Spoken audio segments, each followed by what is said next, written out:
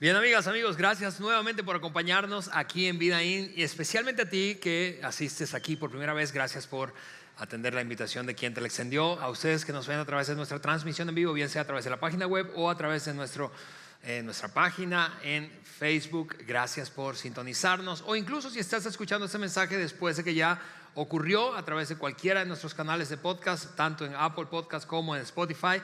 Bienvenidos al cierre de esta serie Amor, Citas y Corazones Rotos. Amor, Citas y Corazones Rotos. Hace 4 semanas exactamente comenzamos la serie que nos ha tomado pues el mes de febrero, último domingo hoy de febrero, en ocasión de no solamente ese ambiente de amor en el aire, ¿verdad?, de este mes, pero de nuestro compromiso, tal como lo decía Luis hace unos minutos, de agregar valor a la vida de todos aquellos que están en una relación romántica, no importa si de solteros o de casados. Sí, el matrimonio es una relación romántica, o debe ser. Aquellos que quieren estar o están en ese momento de las citas o enrumbándose a nuevamente después de una ruptura tener citas románticas, o incluso si tu caso es de ruptura matrimonial o de ruptura de una relación. Esa ha sido nuestra intención, y hoy vamos a abordar un tema que te anticipé la semana pasada. Si estuviste aquí hace 8 días, me escuchaste decir que hoy hablaríamos probablemente de uno de los temas más difíciles de abordar en general, pero especialmente en el contexto de una iglesia. Hoy vamos a hablar de divorcio. Un amigo me abordó tras escuchar la semana pasada mi anuncio de este mensaje de hoy, y terminando una de las reuniones me abordó y me dijo: a ver, Alejandro, pero ¿de qué vas a hablar? ¿Vas a hablar de divorcio? ¿Vas a hablar a los divorciados? ¿De qué vas a hablar? Y yo le dije: buena pregunta, voy a hablar de divorcio, voy a hablar a los divorciados y a los que no están divorciados, bien sea porque están casados y no se han divorciado, o porque nunca se han casado. Entonces, habiendo dicho eso, en algún sentido este mensaje de hoy va a ser útil. Esa es mi promesa para ti, para todos nosotros, estés casado, no lo estés, tu matrimonio es un matrimonio saludable, fuerte, espectacular, o un matrimonio en crisis, o hayas estado casada y ahora ya no lo estés, es decir, hayas vivido, atravesado el drama, la terrible experiencia de la separación y el divorcio. Yo te decía que este es uno de esos temas complicadísimos, muy difíciles de abordar. ¿Por qué? Porque este tema es de todo menos neutral. No sé si tú piensas como yo. Es de todo menos neutral, es decir, polariza opiniones con muchísima facilidad. No importa si es desde la argumentación religiosa, sí, tú sabes, hay quienes están apasionados y argumentan sus posturas, independientemente de cuál sea su trasfondo religioso. Entonces argumentan posturas incluso bíblicamente. Y entonces con mucha pasión se ponen a discutir, ¿verdad? Y con esa fuerte convicción de lo que creen y piensan acerca de este tema o de esta experiencia. Y hay, por otra parte, quienes prefieren una postura mucho más polite, tú sabes, políticamente correcta, bien sea porque guardan silencio o sus comentarios son muy prudentes. Como sea, y como quiera que sea haya sido tu experiencia, es decir, a quienes hayas escuchado discutir o tú mismo hayas debatido respecto al tema, eso es lo que yo sí puedo decirte. El elefante sigue en el cuarto, ¿no es cierto? ¿Por qué? Porque siguen divorciándose parejas cuyos matrimonios, muchas veces por razones justificadas, ¿sí? Y si te preguntara, y es tu caso, es decir, que te has divorciado reciente o hace tiempo, seguro tú pudieras mostrar algunas razones justificadas del por qué llegaron al punto de la ruptura. Y bien sea ese el caso o que no hables y tengas posturas firmes respecto al tema, ahí está, es una tendencia creciente. Y otra de las razones, precisamente hablando de tendencias, por las que ese tema es tan complejo abordarlo, es porque ese tema es mucho más que estadísticas. Es decir, yo puedo compartirte aquí algunos números, algunas referencias numéricas porcentuales de cómo está hoy afectando el divorcio nuestro país o nuestra ciudad o nuestro estado.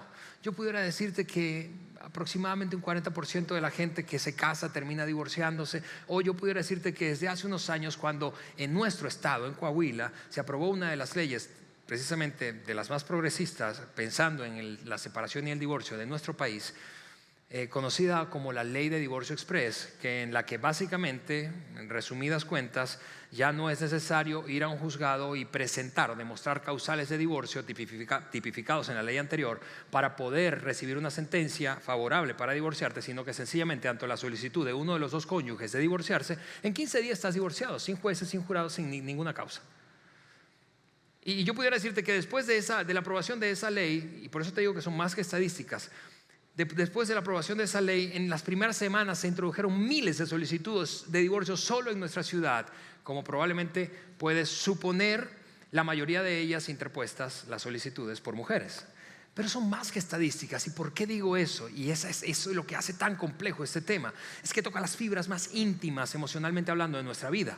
¿Por qué? Porque no solo se trata de un número, se trata de tu vida, de tu matrimonio, se trata del matrimonio de tus padres que tronó y terminaste en el medio. Se trata de la vida de tus hijos que ahora, siendo muy chiquitos, están viviendo. Imagina esto, si el divorcio para una pareja de adultos, los que se supone son emocionalmente maduros, es un drama catalogado por algunos terapeutas y especialistas, psicólogos, terapeutas familiares, como equivalente a la pérdida de un ser amado y al dolor de perder a una persona amada, lo comparan con el drama y la terrible experiencia de divorciarse. Imagina si dos adultos batallan emocionalmente, teniendo la madurez emocional que tienen, ¿qué queda para los niños en medio de las discusiones y argumentos y peleas legales o emocionales de los hijos? Es mucho más personal que un número, es lo que quiero decirte, y por eso es que esto es tan complejo. Y hay un montón de razones y un montón de causas, ¿verdad? Y tú pudieras llegar a pensar, reflexionando, si te tomaras el tiempo para reflexionar respecto a este tema, que es una tendencia creciente, insisto, tú puedes llegar a pensar, pero esta realidad pues es nueva, es decir, comparado al pasado, a épocas anteriores de nuestros padres, abuelos y más allá. Es nueva, es una sociedad parece que tan decadente, que le presta tan poca atención a valores familiares que antes eran muy importantes, al menos eso parecía para nuestros padres y abuelos. Y puedes llegar a pensar que esta es una realidad nueva, pero realmente no es una realidad nueva. En el tiempo que vivió Jesús, en el que vino a la tierra, enfrentó una sociedad o vivió en una sociedad, se movió en una sociedad igual de decadente, solo que quizá con diferentes formas de decadencia, pero en la que básicamente, solo para dar una descripción general del caos moral del tiempo en el que vivió Jesús, y especialmente el contexto cultural de la Roma de entonces, o el Imperio Romano de entonces, de Israel, del Israel antiguo, Jesús vivió en un tiempo en el que la mujer tenía cero valor, no valía nada. Escúchame, mujeres, a veces decimos esto no como un argumento religioso, sino porque Jesús fue el primero que dignificó el valor de la mujer, equiparándolo a la del hombre. En ese sentido, Jesús introdujo una nueva ética de comportamiento en medio de una sociedad súper caótica moralmente hablando. Por eso es que, te repito, a veces decimos que las mujeres de todo el mundo deberían ser seguidoras de Jesús, solamente por el hecho de que Él fue el primero en elevar el nivel de dignidad de una mujer y equipararlo al del hombre. Jesús no solo hizo eso, Jesús hizo algo extraordinario, pero antes de llegar allí y para rematar esta idea de que el caos moral era igual en aquel entonces que ahora, en donde el rico oprimía al pobre, el poderoso se aprovechaba del débil, en donde las mujeres no valían nada, no tenía ninguna decisión, ningún comentario femenino no tenía la capacidad de ser vinculante en la vida, ni social ni legislativa de entonces. ¿Qué digo de votar? No podían, olvídate de votar, no podían básicamente expresar su opinión sin ser aprobada por un hombre. En donde los niños no tenían nombres, no se les otorgaba un nombre sino hasta después de su nacimiento, debido a que básicamente la decisión que tomaran los padres entonces determinaba si viviría o no. Es decir, no solamente interrupción del aborto, del embarazo voluntariamente, sino asesinato de infantes. Así era el caos moral de la época, y Jesús vino para introducir, insisto, una nueva ética de comportamiento. Solo para rematar, el gran emperador César Augusto, 18 años antes de Cristo, dijo esto en un discurso pronunciado ante el Senado romano y todo, por lo tanto, la representación del pueblo romano. Si nosotros, ciudadanos, pudiéramos vivir sin mujeres, ninguno de nosotros sin duda aceptaría el fastidio del matrimonio.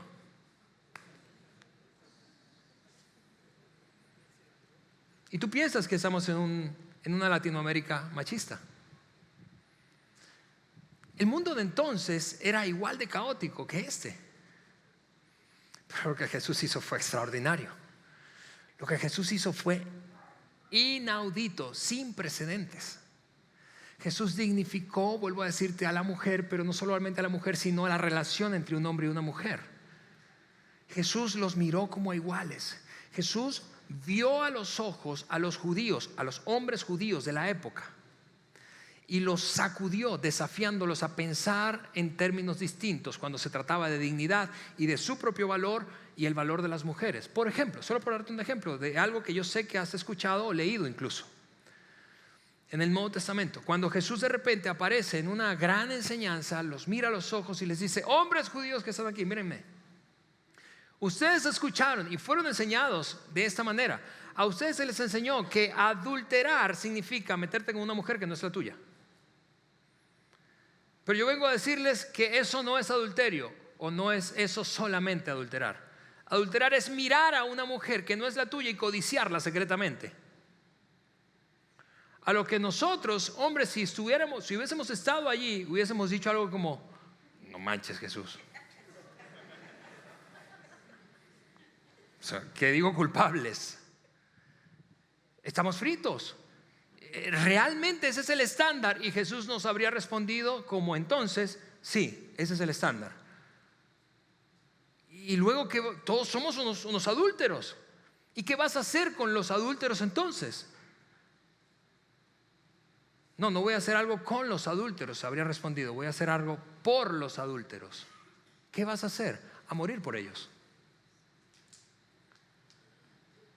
Porque yo no vine a condenar al mundo, sino a salvarlo, dijo Jesús. Escúchame, Jesús dijo: yo no vine a condenar al mundo, sino a salvarlo. Pero entonces, ¿es ese estándar ideal o nuestro comportamiento real? Ambos. Pero ¿por qué no nos deshacemos de una vez del ideal? No, Jesús, esto es lo que hizo Jesús. Fue una cosa increíble, te repito. Jesús abrazó la realidad del ser humano, pero nunca dejó de apuntar hacia el ideal. Claro que eso a ti y a mí nos genera muchísima tensión, ¿no es cierto? Porque ¿quién tiene una vida ideal? ¿Quién de nosotros podría decir: mi vida es ideal? Yo tengo un matrimonio ideal. Yo tengo unos hijos ideales. La brecha que hay entre el ideal y la realidad del ser humano genera mucha tensión, y no sabemos tú y yo a veces qué hacer con esa tensión. Lo que tendemos a hacer es irnos a uno de dos extremos. Pero Jesús no hizo eso, porque Jesús personificó. El apóstol Juan dijo esto en el capítulo 1 de su evangelio, el tratado biográfico que escribió acerca de Jesús, versículo 12: y vimos la gloria de Dios en el unigénito, es decir, en Jesucristo, lleno de gracia y de verdad. Juan dijo: no sé cómo, de qué manera explicarles mejor eso, pero el tipo estaba lleno de verdad, era todo lo ideal. Él mostró el ideal y nunca se cansó de señalar y desafiarnos con el ideal, pero al mismo tiempo mostró una gracia extraordinaria, abrazando nuestra realidad, y en la tensión que eso nos generó constantemente nos extendió perdón, porque nunca se permitió condenar al que no llegaba al ideal. Y eso es lo que hacía Jesús tan irresistible, porque no dejó de fastidiar las conciencias mostrando el ideal divino, pero entendía la realidad. Déjame aplicarlo a nuestra conversación de hoy. El dilema, esa tensión que se genera entre el ideal y la realidad es la paradoja del Evangelio de Jesucristo. Por eso, porque no alcanzamos el ideal, tú y yo, no solo en este tema del que hablamos hoy, matrimonio, separación, divorcio, en las relaciones en general, sino en cualquier área de la vida, porque no alcanzamos el ideal, porque nos quedamos cortos, porque nuestra realidad es distinta al ideal divino, es que necesitamos un Salvador. Es que necesitamos a alguien que resuelva ese vacío, esa brecha gigante que hay entre lo que se espera de ti, lo que se espera de mí y lo que realmente somos. Ahora, históricamente, yo no sé si tú lo has notado, te has detenido a pensar, pero históricamente la iglesia y la cultura han asumido las dos posturas más extremas posibles cuando se trata del ideal y la realidad. La iglesia, por una parte, se ha caracterizado históricamente, no estoy hablando de una sola religión, pero estoy hablando particularmente del cristianismo en todas sus formas y manifestaciones, católicos, romanos, jesuitas y todos los diferentes movimientos doctrinales del catolicismo, y protestantes después de Lutero y todas las diferentes denominaciones protestantes. Han abrazado el ideal y han asumido una postura hipócrita, orgullosa y con aires de superioridad, cuestionando a todo el que no tiene un comportamiento ideal. ¿Sí o no? ¿De dónde vinieron las cruzadas? ¿De dónde la Santa Inquisición? ¿De dónde las penitencias? ¿De dónde nuestro comportamiento estigmatizante? ¿De dónde nuestro aire de superioridad espiritual, moral? Creyéndonos superiores a los demás y mirándolos por encima del cuello, por encima del hombro, porque pensamos que somos superiores a ellos, porque nosotros sí nos portamos bien. Esa ha sido la postura extremosa de la iglesia históricamente. Es historia universal, no es religión, es historia universal. Por otra parte, en el otro extremo, la cultura, como se ha visto a su conciencia fastidiada con el ideal divino, ha intentado, cediendo a una tentación que todos en algunos momentos tenemos, diluir el ideal, quitar el ideal. ¿Para qué? Para sentirse mejor con su conciencia. Jesús nunca hizo eso. Jesús dijo: esta es la meta. Ustedes están aquí y yo los voy a abrazar. ¿Y qué para nosotros? Voy a morir por ustedes para darles perdón, gracia. Porque yo no vine a condenarlos, yo vine a salvarlos. Y yo creo que los seguidores de Jesús, quienes nos consideramos seguidores de Jesús, debemos de alguna manera aprender a movernos en esa tensión, tal como lo hizo Jesús. Creo que la ilustración más profunda de este dilema, de esa tensión generada por lo ideal y lo real, Jesús la mostró en una ocasión en la que un grupo de religiosos conocidos como fariseos, expertos en la ley, se acercaron a él para tenderle una trampa, como de costumbre. Querían capturarlo en una contradicción de sus propias enseñanzas contra las de Moisés, y así entonces usarlo como herramienta para que perdiera la influencia que Jesucristo les había arrebatado a ellos y la popularidad que ya ellos no tenían en comparación con Cristo. Lo cierto es que se acercan con una pregunta. Escúchame, una pregunta que te han hecho a ti, especialmente si a gente cercana a ti, si saben que asistes con frecuencia a una iglesia. ¿Cuál es la pregunta que le hicieron? Como la que te han hecho a ti. ¿Qué piensa tu iglesia del adulterio? O más bien del divorcio. ¿Apruebas el divorcio?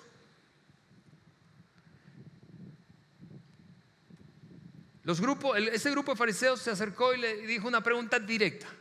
A ver, ¿qué opinas del divorcio? La respuesta de Cristo fue: lo menos que puedo decir es brillante. Es brillante, brillante. Cuando ellos están diciendo esto, te recuerdo el concepto o la versión de divorcio express que tenían los judíos de la época. Los judíos de aquel entonces, para divorciarse, los hombres judíos llegaban a su casa y le decían a su esposa: mija, me divorcio, 3 veces, y era la sentencia, y chao, se iban. Quedaban divorciados. ¿Qué digo la ley de divorcio express de Coahuila? Esa versión era super fast. Pero si una mujer quería divorciarse, pobre de ella, porque no podía. Porque recuerda, las mujeres tenían cero valor, y sus opiniones y decisiones no eran vinculantes en ningún aspecto de la vida social, ni mucho menos la legislación de entonces. Así que en ese contexto es que le hacen esa pregunta. Y luego, ¿qué opinas del divorcio? ¿Apruebas el divorcio o no lo apruebas? Y aquí viene la respuesta de Jesús, que te digo fue magistral. Ellos querían atraparlos en una incongruencia con las enseñanzas de Moisés, porque Moisés había hablado acerca del divorcio. ¿Sí? Lo había permitido, de hecho, les había dado un mecanismo para divorciarse. Me divorcio. Y esta es la respuesta de Cristo. Y ustedes no leen las escrituras. Ahora, tengo que hacer una pausa allí, porque eso fue un insulto extraordinario. Esos eran los tipos que más sabían del Antiguo Testamento en toda la nación. A ver, no, Hay otras versiones de ese pasaje de Mateo que dicen: ¿no han leído las Escrituras? ¿Acaso no? Lo que ustedes realmente, y se paran ahí, tienen el tupé de pararse y enseñar de algo que ni siquiera saben. Eso fue un insulto. Pero siguió diciendo: ustedes no leen las Escrituras, en ellas está escrito. Y esta es la declaración más poderosa de toda esta respuesta. En ellas está escrito que al principio, es decir, déjenme trasladarlos al momento en el que todo comenzó. Vengan conmigo al jardín del Edén. Al principio, es decir, el ideal, cuando Dios creó al hombre y a la mujer y los relacionó o habló de ellos en el contexto de una relación matrimonial, déjenme mostrarles cómo era el ideal, cuando las cosas eran perfectas, cuando el hombre no la había regado. Al principio, ahí está el ideal. Yo sé que ustedes vienen a hablarme de la realidad y yo entiendo la realidad. Yo sé que hoy, en aquel entonces, hablando Jesús, yo sé que en el contexto que vivimos la mujer no tiene valor y había que crear un mecanismo, por ejemplo, para que la mujer pudiera ser libre de tanto abuso de poder, de tanto maltrato físico, verbal, emocional, sexual. Yo entiendo que Jesús probablemente en el contexto de nuestros días Jesús diría algo como: yo entiendo que mientras pasa el tiempo en una relación matrimonial la cosa puede deteriorarse tanto, se pierde el atractivo mutuo, ya no es lo mismo que antes. No sabes cuántas veces yo he escuchado eso: es que ya no sentimos lo que sentíamos antes, algo se perdió y no sabemos qué. Yo entiendo todo eso. Yo entiendo incluso que una pareja puede hacerse tanto daño sistemáticamente a lo largo del tiempo que llega un punto en donde lo menos peor que pueden hacer es separarse y divorciarse. Es lo menos dañino que se pueden hacer el uno al otro. Yo sé eso. Y Jesús reconoció esa realidad. Jesús reconoció la realidad y entendió que el ser humano en nuestra realidad actual muchas veces estamos lejos del ideal, pero no por eso dejó de señalar el ideal. En el principio, cuando Dios creó el matrimonio, porque el matrimonio no es una idea social, no es sencillamente un acto jurídico, aunque tiene implicaciones jurídicas y las sigue teniendo el día de hoy. El matrimonio es mucho más que eso. El matrimonio no es el convencionalismo social de nos casamos porque todo el mundo se casa. El matrimonio es más que eso. Al principio Dios creó, siguió diciendo, al principio Dios creó al hombre y a la mujer. Y luego agregó, a ver, una atrás, yo creo que me hice bolas. Sí, al principio Dios creó al hombre y la mujer. Y agregó Jesús en esa línea de pensamiento: esto explica por qué el hombre deja a su padre y a su madre y se une a su esposa y los dos se convierten en uno solo. Y mira, hay tanto en esta frase, tanto, pero no tenemos tiempo para profundizar. No tenemos tiempo. Pero esto es lo que continúo diciéndole: se convierte en uno solo, como ya no son dos sino uno, que nadie separe, ni siquiera Moisés. Me divorcio. Que nadie separe, ni siquiera Moisés, lo que Dios ha unido. Porque el matrimonio, no importa si te casaste por la iglesia, no importa si fue ante un sacerdote, no importa si fue un evento social solamente, de hecho así era en el pasado, en ese entonces, no importa, Dios unió a esa pareja. Dicho de otra manera, Jesús está básicamente diciéndoles: amigos, ustedes vienen con una pregunta que quieren que yo responda y con un tema muy delicado porque toca fibras emocionales y yo lo puedo entender. Quieren hablar de divorcio, pero la pregunta es irrelevante porque ustedes ni siquiera entienden qué es el matrimonio, para comenzar. Y mira, yo te digo esto con muchísima sensibilidad. A veces en este oficio, yo llevo 24 años en la fe y yo no he vivido la terrible, dramática, dolorosa experiencia, angustiante experiencia de separarme ni divorciarme. Es una cosa inimaginable para mí. Por eso quiero ser muy, muy empático. Pero a lo largo de todos estos años, en mi observación, y luego de 16 años casi, en un par de meses cumplimos 16 años de casados, Eliana y yo puedo decirte eso. A veces yo veo junto a Eliana que la gente no entiende qué es estar casados, que no entendemos qué es el matrimonio. Jesús está diciéndoles: amigos, la conversación del divorcio es irrelevante para comenzar, porque ustedes no saben qué es estar casados. En este punto, yo no sé si tú lo notas, pero si yo hubiese estado dentro del grupo de fariseos, ellos habrían estado ahí muy confundidos. Vinimos a atrapar al desgraciado y ahora nos tiene atrapados. Pues síguenos enseñando, ¿no? Es una cosa casi cómica. Entonces siguió diciendo él. Entonces preguntaron: ¿por qué ellos, los fariseos? ¿Por qué Moisés entonces permitió en la ley que un hombre podría darle a su esposa aviso de divorcio? Me divorcio, me divorcio, me divorcio. ¿Por qué? Y Jesús les dijo inmediatamente: Moisés les permitió divorciarse.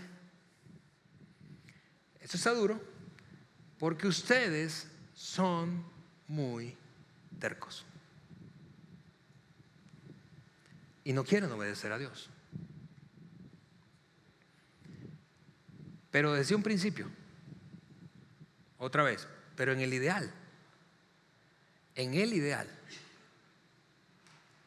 yo sé que ustedes quieren que yo no hable del ideal. Jesús les diría: yo sé que quieren que solo hablemos de la realidad, del hoy, de lo deteriorada que está una relación, de lo justificable que es tomar una decisión de separación, de lo necesario a veces que es por sencillamente protección y supervivencia, de lo menos peor. Pero hay un ideal y no me pidan que lo diluya, porque el ideal sigue siendo el mismo. Pero desde un principio, escucha esta frase con la que sentenció Jesús la respuesta: nunca ha querido que el hombre se separe de su esposa. Y insisto, si tú estás aquí y ya tú viviste la terrible experiencia del divorcio, tú puedes estar pensando: sí, Alejandro, pero ¿qué si yo quería y ella no? ¿Qué si yo quería y él no? Es decir, yo no puedo obligar a nadie a permanecer conmigo. Y yo entiendo eso, y por eso es que Jesús dijo: déjame abrazar la realidad, pero no me digas que deje de apuntar al ideal. Porque yo entiendo que esa respuesta puede generar muchísima tensión, porque es dura, durísima. Y en este punto de la conversación, de la respuesta de Cristo, yo me imagino, tú sabes, siempre hay un rezagado en las conversaciones, siempre hay un rezagado en la clase. Siempre hay alguien que está pensando, quizá en ese momento estaba pensando: a ver, pero ¿y luego me puedo divorciar de la vieja o no? El punto es que Jesús se negó a condenar al que no alcanzara el ideal, pero siguió señalando el ideal. Él abrazó la realidad, pero siempre apuntó hacia el ideal, y se negó a condenar al que no lo alcanzara. Aquí hay un ideal, y es el ideal, y no me digan ni me pidan que lo diluya. Dios tiene un ideal para el ser humano, no solamente hablando de unión matrimonial, sino de cada aspecto posible de la vida. Dios tiene un ideal, y ese ideal es lo mejor. No es un ideal, tú sabes, desde el arrebato divino para fastidiar nuestra paciencia o nuestra conciencia. No, es el ideal porque es lo mejor para el ser humano. A veces no llegamos por razones justificadas, por dureza, por terquedad, por necedad, por desconocimiento, por inexperiencia, por un montón de razones justificadas y otras no tanto. Pero ese es el ideal. ¿Y qué hago con esa brecha? Jesús diría: permíteme abrazarte y extenderte lo que necesitas. Gracia. Tú y yo necesitamos gracia en cada área de la vida, pero hablando en este caso de nuestra vida matrimonial, gracia. Porque no, vamos, ahora casados que estamos aquí, ¿quién de nosotros tiene un matrimonio ideal? ¿Quién puede entrar por esas puertas y decir: no manches, mi matrimonio es perfecto, tal como Dios lo imaginó? De hecho, algunos están pensando exactamente al revés. Yo no creo que tú puedas haber tenido esto en mente cuando creaste el matrimonio. ¿Sí o no? Jesús siempre apuntó al ideal mientras abrazó la realidad con empatía, con sensibilidad.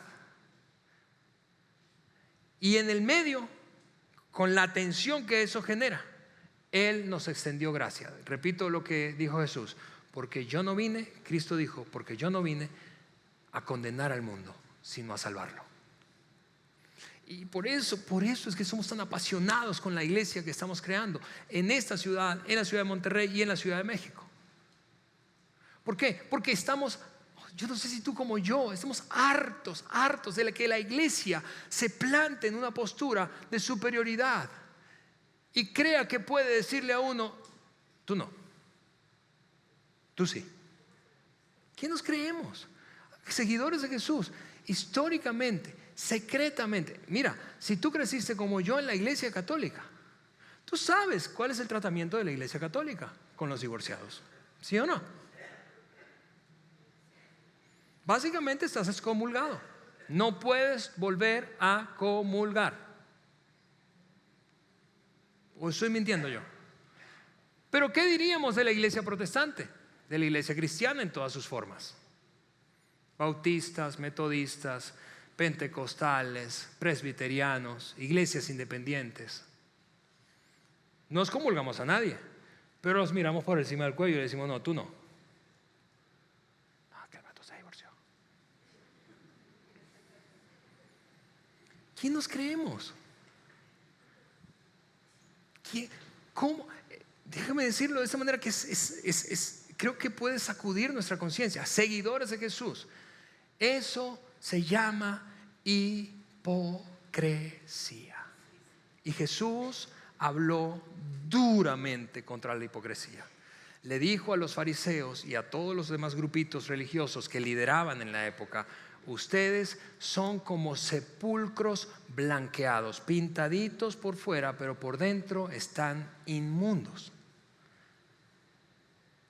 Y mira, gente que ha atravesado la terrible experiencia de la separación y el divorcio, si esa ha sido tu experiencia, sentirte rechazado, juzgado, estigmatizado, etiquetado, discriminado, discriminada, yo quiero pedirte perdón,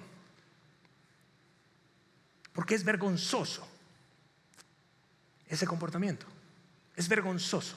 Es vergonzoso de parte de una institución, y es vergonzoso de parte de un grupo de individuos o de un individuo que se diga a sí mismo seguidor de Jesús.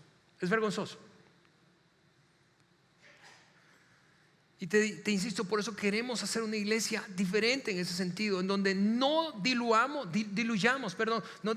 el ideal. Claro que ese es el ideal de Dios para el ser humano cuando se trata de la vida en pareja, en matrimonio. Pero no somos nadie y no nos vamos a permitir. Y yo te quiero pedir perdón, insisto, no solamente por la embarrada histórica de la iglesia, sino si acaso en alguna ocasión tú has tenido esa experiencia en un lugar como este o en este lugar, perdónanos. No somos mejores que tú.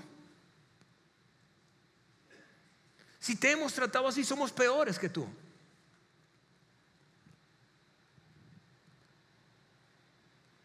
Queremos abrazar a cada persona como es, como está, y señalar el ideal. ¿Y qué hacemos con esa atención? Ofrecemos la gracia divina. El perdón de nuestro Padre Celestial a través del sacrificio de Cristo es más que suficiente para nosotros. Porque si diluimos el ideal solo para sentirnos mejor con nuestras conciencias, eso es lo que históricamente, tú puedes revisar la historia universal, históricamente lo que pasa con las sociedades, las ciudades y los países que hacen eso, es que entran en un ciclo de decadencia moral y cada vez van más abajo y más abajo. ¿Por qué? Porque no hay ideal al cual apuntar. Yo nunca he conocido a una persona divorciado con hijos que desee que sus hijos se divorcien. ¿Te das cuenta que secretamente sí queremos el ideal? Solo que nos molestan nuestras conciencias y queremos hacerlo a un lado respecto a nuestra propia experiencia. Y en algún sentido normalizamos la realidad y quitamos el ideal. Ahora, habiendo dicho eso, quiero compartirte en estos 10 minutos que me restan una serie de aplicaciones prácticas, así les hemos llamado. Este mensaje lo estamos predicando en el Campus Saltillo, tu servidor y Lauro de la Garza en el Campus Monterrey. El mismo mensaje. Y Lauro y yo nos reunimos con algunas personas en nuestros 2 campus que han atravesado la difícil experiencia, terrible experiencia del divorcio. Y para escucharles, para aprender de su experiencia. Gente que ha no solamente atravesado la experiencia de separarse y divorciarse, sino que lo ha hecho con dignidad y lo ha hecho bien. Y mientras les escuchábamos, ellos nos compartieron algunas aplicaciones, cosas que han aprendido de sus propios errores, de sus aciertos, de su observación. Y eso es lo que quiero mostrarte, lo que ellos nos compartieron.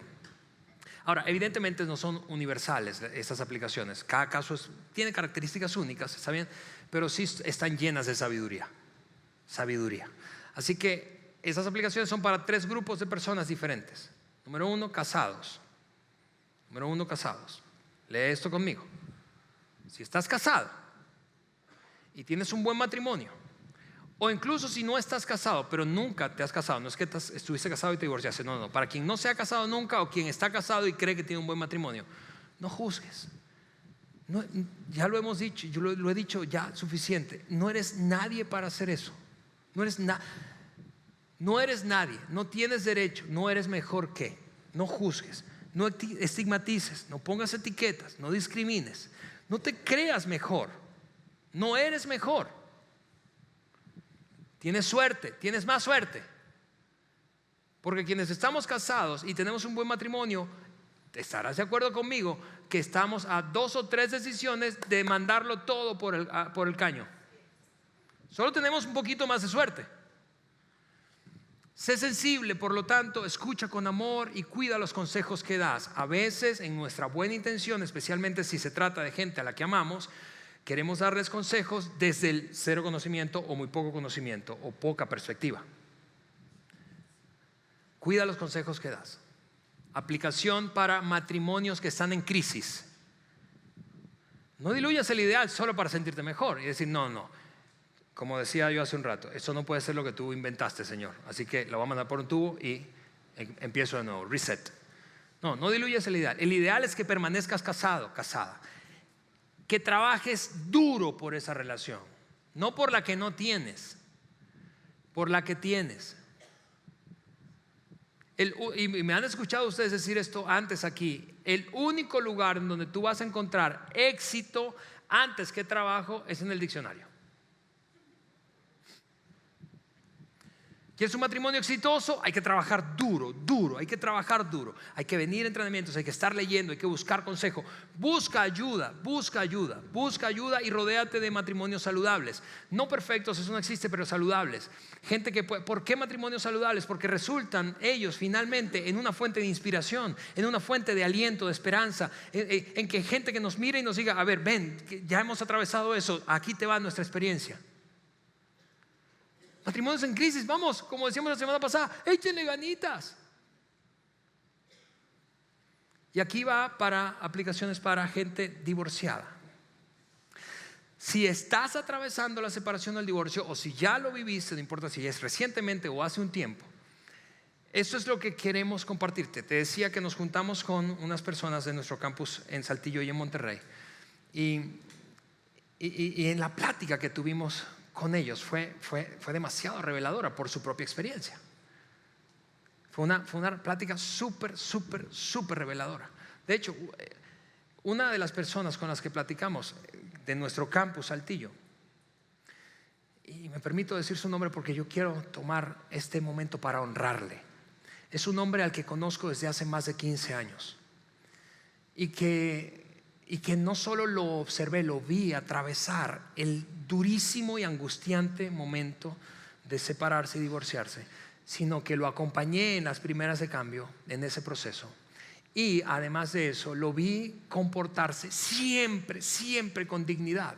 Él se llama Carlos Mora.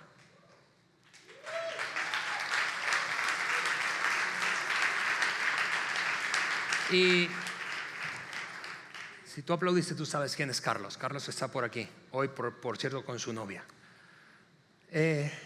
Hace 4 años casi, Carlos vivió esto. Y mientras escuchamos a Carlos y a otra mujer del campus Monterrey que se llama Andrea, ellos nos compartieron estas aplicaciones que, te repito, no son universales, pero sí son sumamente sabias.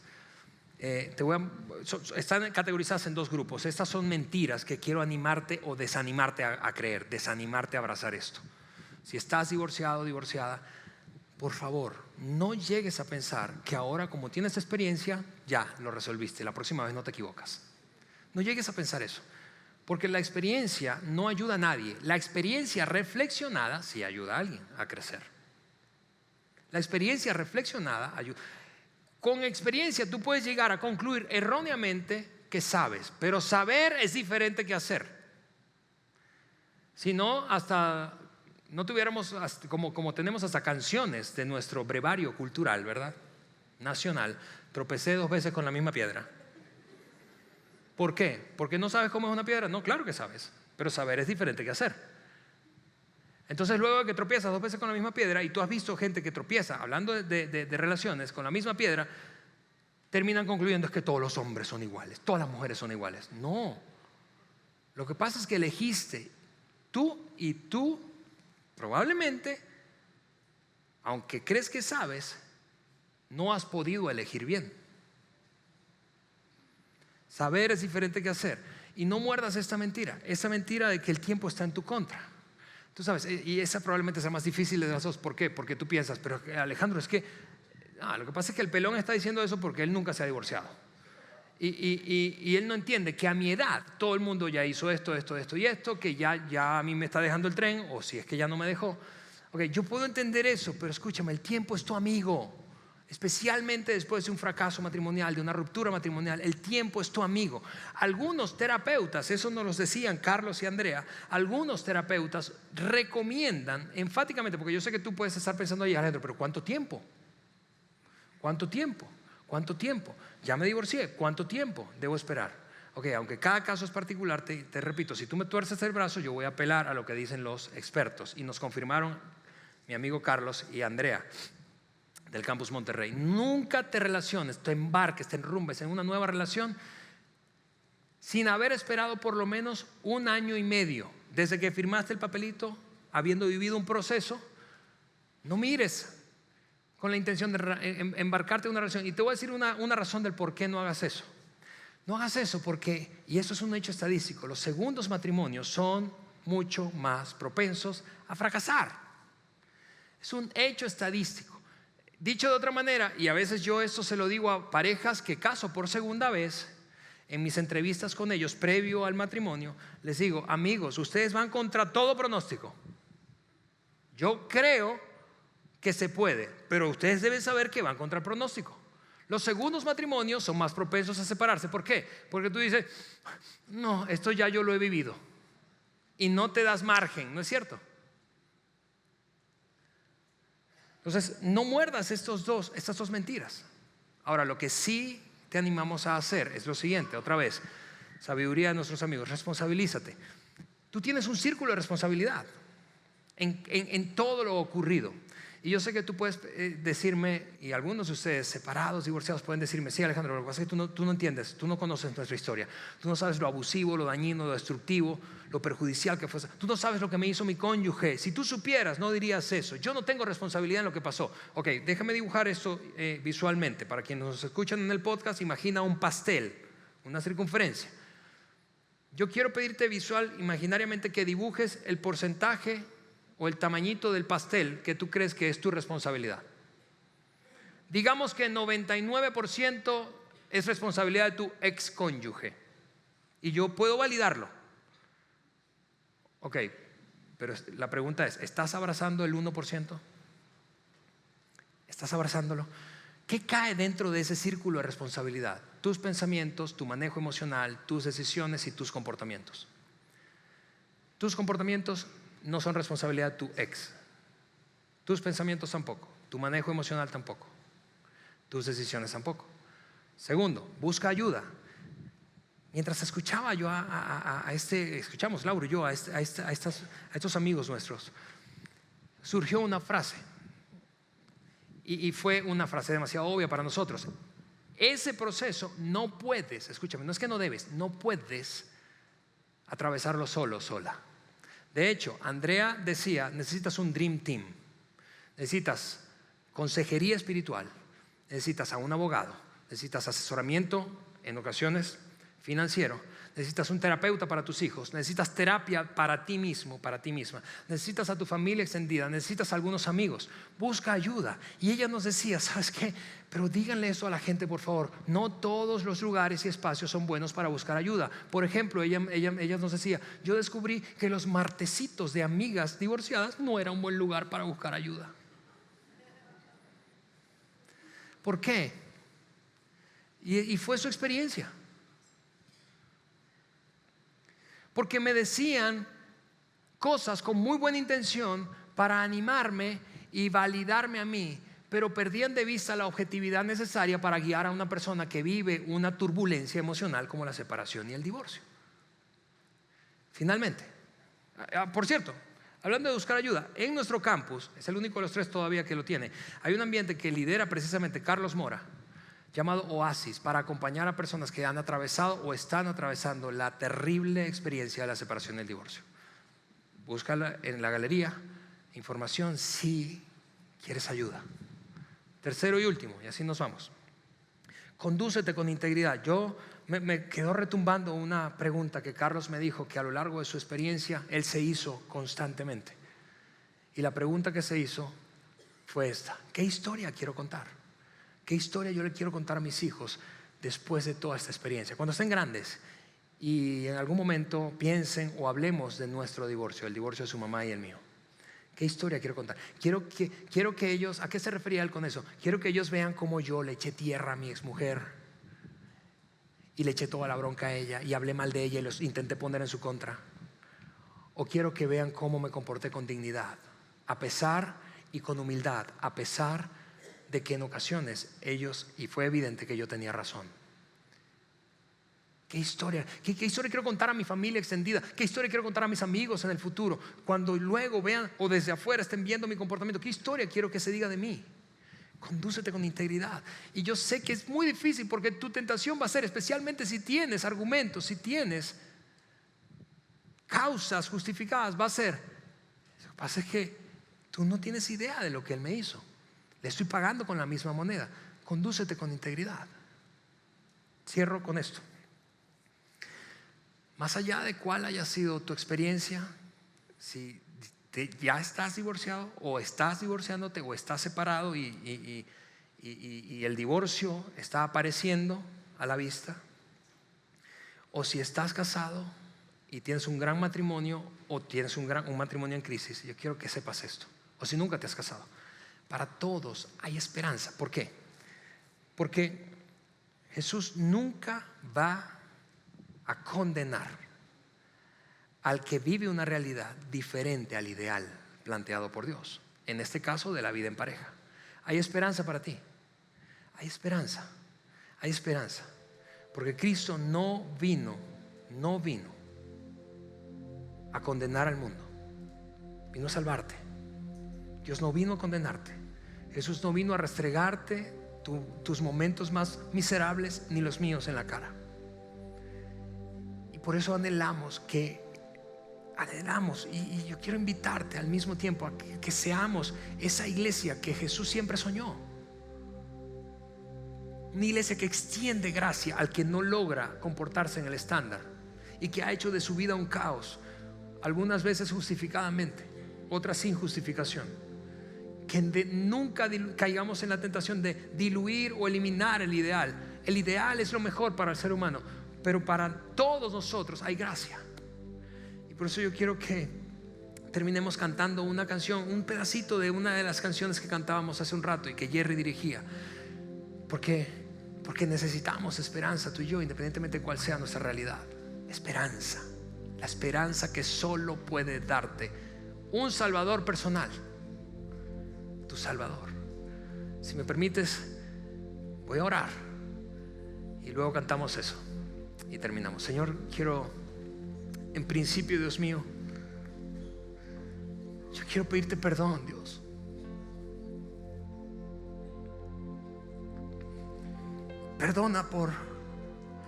Perdónanos por nuestro comportamiento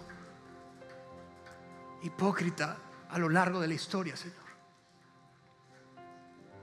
Tu iglesia ha sido prejuiciosa, orgullosa y llena de hipocresía, Señor, y se ha creído mejor que la gente.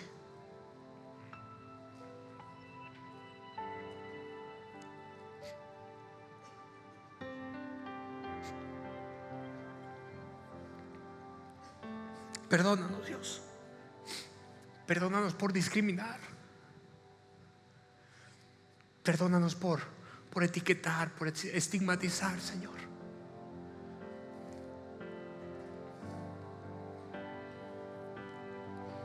No somos mejores. Nunca lo hemos sido. Nunca lo seremos, Dios. Todos caímos debajo del estándar ideal para la vida. Y a pesar de nuestra realidad, y precisamente por nuestra realidad, demostraste tu amor infinito, en que aún siendo pecadores, moriste por nosotros. Ayúdanos al mismo tiempo a tener el coraje y el valor de no quitar el ideal de nuestra mirada solo para sentirnos mejor con nuestras conciencias. No nos permitas hacer eso, Señor. Eso es mediocre. Ayúdanos a levantarnos soñando y luchando por el ideal, y cada vez que nos quedemos cortos, recibir tu gracia y tu perdón. Y ayúdanos a crear un ambiente, Señor, caracterizado por eso. En el nombre de Jesús te lo pedimos. Amén.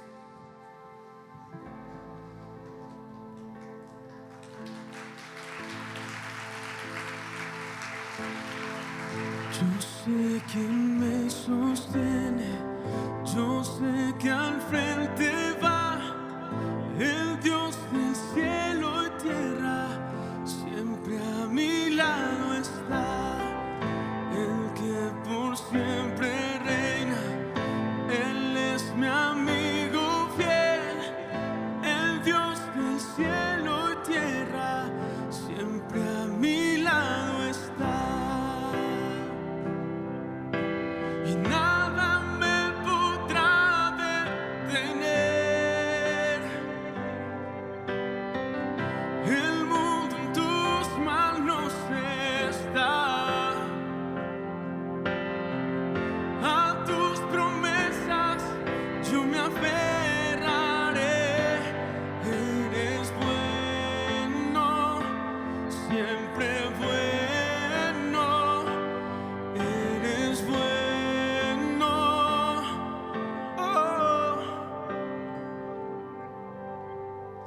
Yo sé quién me sostiene, yo sé que al frente va el Dios del cielo y tierra, siempre a mi lado está.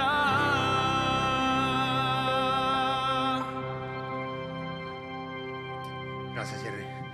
Amigos, que tengan una feliz semana. Nos vemos el próximo domingo. Les prometo que el tema será mucho menos tensionante.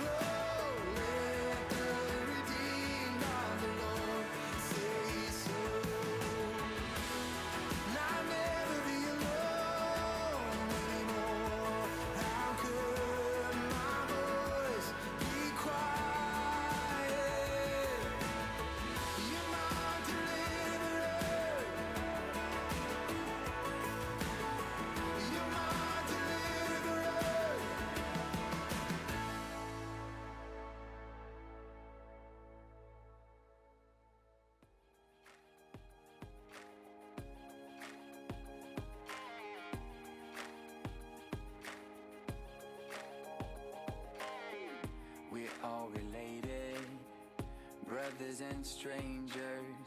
The king and the beggar bleed the same. We've all got a sickness, a terminal condition. We medicate it, but the pain won't go away. See the eyes of a million faces, looking forward in a million places. Only one can save us, Jesus. You are the cure. Everybody's searching for it. Everybody's reaching out, trying to grab a hold of something real. You are the cure. Only you can satisfy us, fill up the void inside us. Never been a heart you couldn't heal. You are the cure.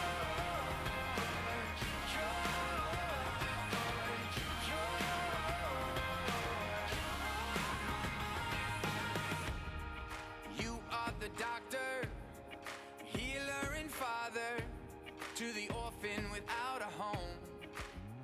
Oh. We fell into darkness, lost till you found us. You're the remedy we're looking for. You